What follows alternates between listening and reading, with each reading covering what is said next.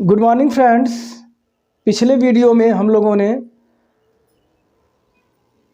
Gene पियाजे का संज्ञानात्मक विकास पढ़ा था। आज हम लोग पावलोव का शास्त्रीय अनुबंधन सिद्धांत देखेंगे, जो कि इवान पावलोव जी ने इसका प्रयोग कुत्ते पर किया था। और इवान पावलोव का जन्म 1849 रूस में हुआ था। 1849 में रूस में हुआ था। इवान पावलोव जो कि अनुबंधन का जो शास्त्रीय अनुबंधन का सिद्धांत दिए हैं, इससे पहले ये रूस में एक शारीरिक जो है वैज्ञानिक थे, जिसके कारण इनको 1904 में नोबेल पुरस्कार भी दिया गया था। फिर उन्होंने इसके बाद जो है कुत्ते पर ये प्रयोग करके एक सिद्धांत लाया मनोविज्ञान में, जो शास्त्रीय अनुबंधन का सिद्धांत कहलाता है।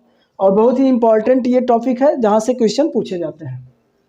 आइए देखते हैं कि शास्त्रीय अनुबंधन का सिद्धांत है क्या। आप लोगों ने सुना होगा कि कुत्ते को भोजन दिया जाता है और उस भोजन को देखकर कुत्ते का लार गिरता है, क्योंकि कुत्ते का एक आदत होता है कि जब उसको भोजन सामने आता है तो हमेशा लार गिराता है। तो यहाँ पे जो भोजन दिया जाता है वो अनअनुबंधित उद्दीपक का काम करता है। ये पूछा जाता है एग्जाम में कि भोजन क्या काम करता है, तो ऑप्शन में दे दिए जाएंगे। अनुबंधित उद्दीपक का काम भोजन करता है, और जो लार गिरता है वह अनुबंधित अनुक्रिया का कार्य करता है। अब जो पावलोव जी को करना था कि भाई ये भोजन देख करके न बल्कि कुछ ऐसा चीज़ लाया जाए कि उसकी वजह से वो लार गिराए। अब वो नए चीज़ देखना चाहते थे, प्रयोग करना चाहते थे। तो उन्होंने क्या किया, पहले घंटी बजाया, इसके बाद भोजन लाया, तब कुत्ते का लार गिरा। फिर घंटी बजाया, भोजन लाया, फिर कुत्ते का लार गिरा। इस तरह एक समय ऐसा आया कि घंटी बजाने के बाद ही तुरंत कुत्ते का लार आना शुरू हो जाता था। उसको समझ में आ गया कि घंटी जब बजेगी तो भोजन आएगा, और वो लार आ जाता था। तो घंटी जो ही बजाई जाती थी, लार आना शुरू होता था। तो इससे इन्होंने क्या किया कि घंटी से अब उसके अंदर एक जो है एक कुत्ते के अंदर सीख पैदा कर दी, एक कुत्ते के अंदर जो है आदत पैदा कर दी, आदत बना दी कि जब घंटी बजेगा तो भोजन आएगा। सपोज दैट एक छोटा सा एग्जांपल मैं दे रहा हूँ कि एक गाय है और उसका बछड़ा है। आप बछड़े को जो है मान लीजिए दूध के लिए छोड़ रहे हैं, तो उससे पहले आप बल्टी को 2 से 4 बार बजा दे रहे हैं, इसके बाद बछड़े को छोड़ रहे हैं। ऐसे ही प्रक्रिया कई दिन तक कर रहे हैं। तो एक समय ऐसा आएगा कि बल्टी बजते ही बछड़ा अब जहाँ बंधा रहेगा वहाँ से वह दूध पीने के लिए रेडी हो जाएगा, वो वहाँ से चलना चाहेगा कि अब मुझे दूध मिलेगा। तो सेम वही कंडीशन यहाँ पे उन्होंने देखा कि घंटी अब बज रही है तो लार गिरना शुरू हो जा रहा है कुत्ते का। इसका मतलब अब कुत्ता सीख गया कि घंटी बजेगी तो मुझे भोजन मिलेगा।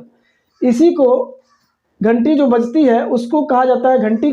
पूछा जाता है एग्जाम में, घंटी किस जगह पे होती है, तो घंटी अनुबंधित उद्दीपक का काम करती है। किसका काम करती है घंटी, तो अनुबंधित उद्दीपक का काम घंटी करती है।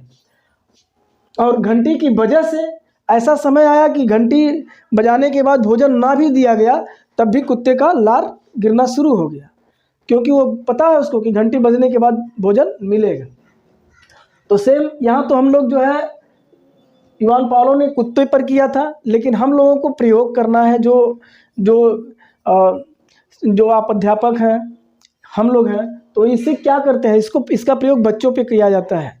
और बच्चों में प्रयोग जो किया जाता है, इसका सबसे महत्वपूर्ण कार्य होता है बच्चों में आदत डालना। कई बार पूछा भी गया है कि शास्त्रीय अनुबंधन के सिद्धांत से बच्चों में क्या प्रभाव पड़ता है, क्या कर सकते हैं शिक्षक, तो आदत का विकास कर सकते हैं। सपोज दैट जैसे बच्चा घर पे जा रहा है, होमवर्क करके नहीं आ रहा है, तो बच्चे को हमने कहा कि बेटा इस होमवर्क को करके लाओगे तो कल आपको चॉकलेट मिलेगा।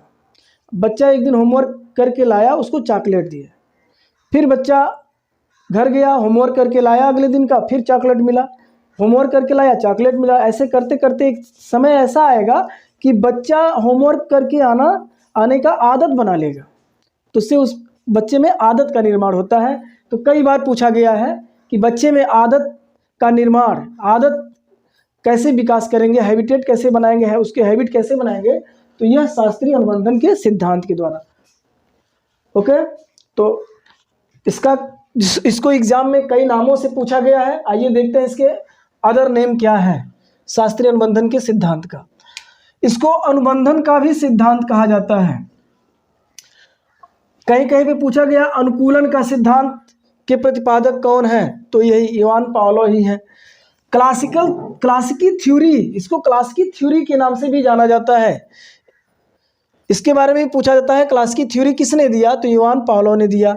CR theory, conditional response theory, इसको कहा जाता है CR थ्योरी। कहीं कहीं पे अधिगम का प्राचीन सिद्धांत के नाम से भी इसको पूछ लिया जाता है, इसलिए सभी नाम को जानना जरूरी है। आप इन पॉइंट्स को अगर याद कर लेते हैं तो इसमें से भी एक दो नंबर क्वेश्चन ऐसे घुमा के पूछे जाएंगे। धन्यवाद। अगला हम लोग थॉर्नडाइक का सिद्धांत जो है पढ़ेंगे। तब तक के लिए आप लोग इसको नोट कर लीजिए, स्क्रीनशॉट ले लीजिए।